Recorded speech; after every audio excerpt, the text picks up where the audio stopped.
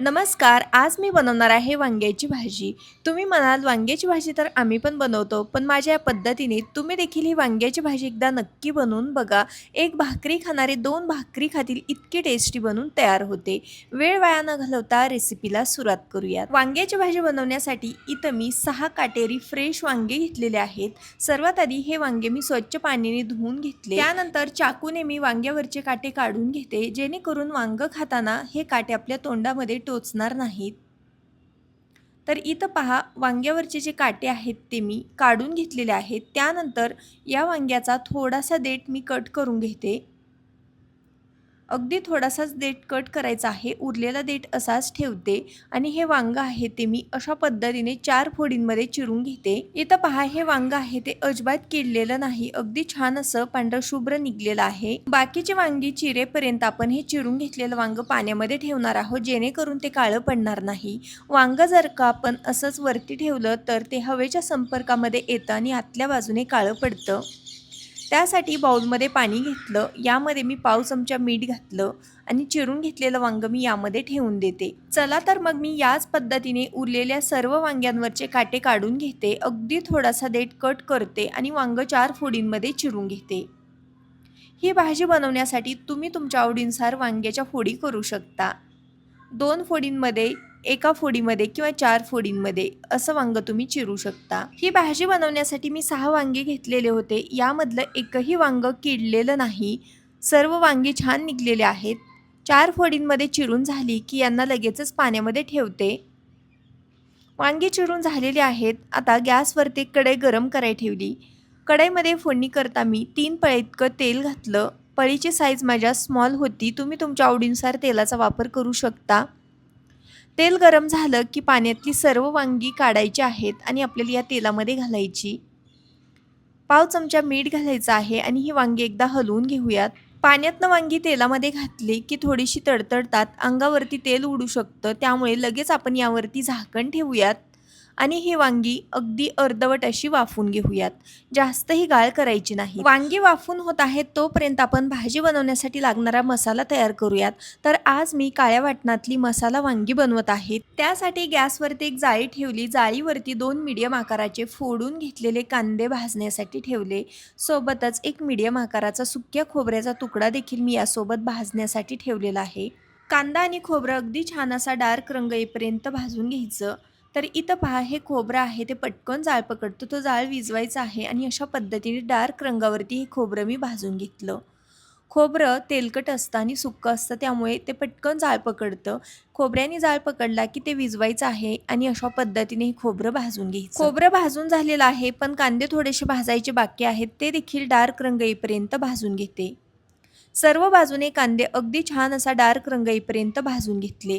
Gas बंद करते. भाजून घेतलेलं कांदा खोबरं पूर्णपणे थंड करून घेते आणि त्यानंतर खोबऱ्याचे तुकडे करून घेते आणि सोबतच बघा कांदा चिरताना आपण जेवढं टरफलं काढतो तेवढं टरफलं काढून कांद्याच्या देखील अशा छान पाकळ्या करून घेतल्या. लसणाच्या पाकळ्या घेतलेल्या आहेत, छोटा आल्याचा तुकडा, 2 हिरव्या मिरच्या आणि कोथिंबीर घेतली.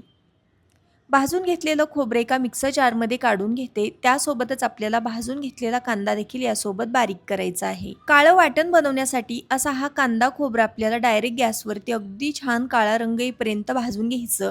तुमच्याकडे चूल असेल तर तुम्ही चुलीमध्ये भाजलं तरीही चालू शकतं. यामध्ये लसूण, आलं, हिरवी मिरची, कोथिंबीर घालून आवश्यकतेनुसार पाण्याचा वापर करत हे वाटण बनवून घ्यायचं. तर इथं पहा आपलं काळं वाटण बनवून तयार झालेलं आहे. अगदी स्मूथ अशी याची पेस्ट तयार करून घ्यायची. जास्तही पाणी घालायचं नाही. तयार करून घेतलेल्या या काळ्या वाटणापासून आपण वेगवेगळ्या प्रकारच्या भाज्या बनवू शकतो. यापासून आज मी बनवत आहे वांग्याची भाजी. यामध्ये मी काही सुके मसाले घालते. पाव चमच्यालाही अगदी थोडीशी कमी हळद पावडर घालते. सोबतच 1 चमचा धना पावडर, अर्धा चमचा जिरे पूड, 1 चमचा गोडा मसाला, 2 चमचे कांदा लसूण मसाला, अर्धा चमचा लाल मिरची पावडर आणि चवीनुसार मीठ घालते.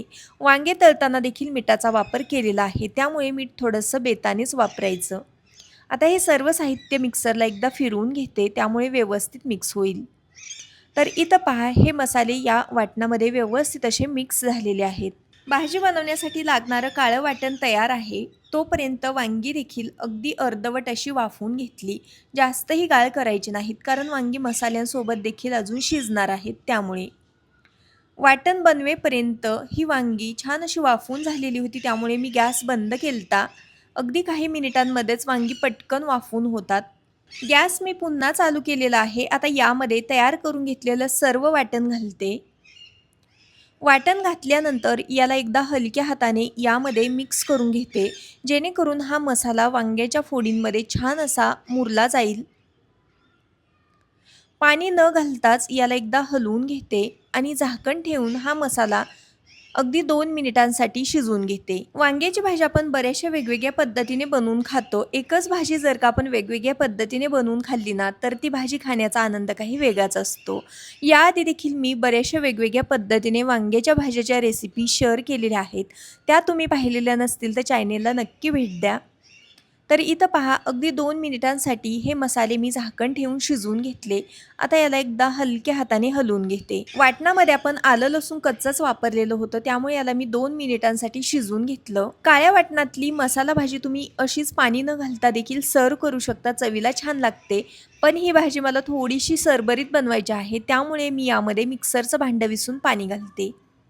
साधारणपणे पाऊण ते 1 वाटी इतकं मी पाणी घातलेलं आहे. आता याला एकदा हलक्या हाताने हलवून घेते. तुम्हाला भाजी किती पातळ घट्ट पाहिजे त्यानुसार तुम्ही पाण्याचा वापर करू शकता. ही वांग्याची भाजी मला अगदी जास्तही पातळ बनवायची नाही, त्यामुळे मी थोडंसं कमी पाणी घातलं. याला एकदा हलवून घेतलं.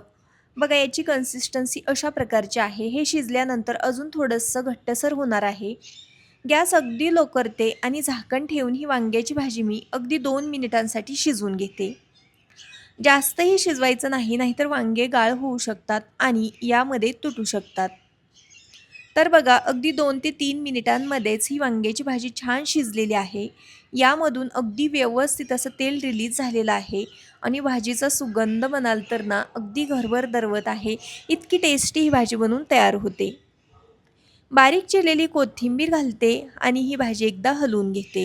त्यानंतर बघा, यामधली वांगी देखील अगदी व्यवस्थित शिजलेली आहे. याची कन्सिस्टन्सी देखील अगदी परफेक्ट आहे, जास्तही पातळ नाही. ही भाजी मी एका प्लेटमध्ये काढून घेते. असं हे काळं वाटण बनवून तयार केलेली काळ्या वाटणातली वांग्याची भाजी चवीला एक नंबर लागते. अशी ही वांग्याची भाजी मला भाकरीसोबत खायला खूप आवडते.